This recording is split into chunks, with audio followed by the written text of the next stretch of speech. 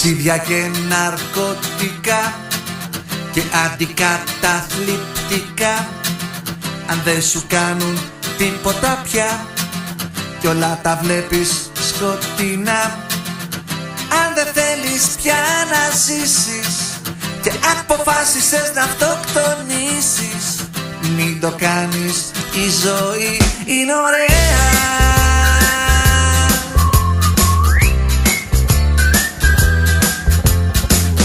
Αν συχάθηκες στα κοσμικά, τα έντεχνα του κόλου και τα λαϊκά, αν δεν τη βρίσκεις πουθενά, στο γάμο, στα γκωμένη λύκα, στη δουλειά, αν βαρέθηκες στα εγκόσμια και ψάχνεις του άλλου κόσμου τα διόδια, μην το κάνεις, η ζωή είναι ωραία.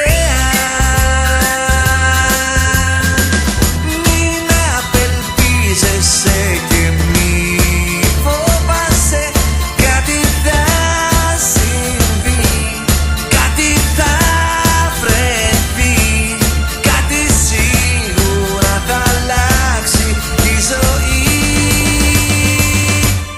είναι ωραία.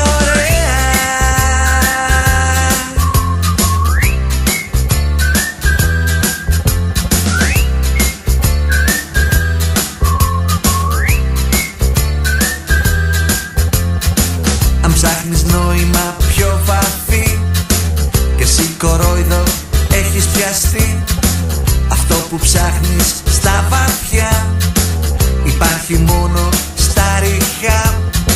Τη λύση εγώ δεν θα στη δώσω, εγώ τον εαυτό μου πάω να σώσω. Το πρόβλημα σου δεν θα λύσω, εγώ εμένα προσπαθώ να ψήσω.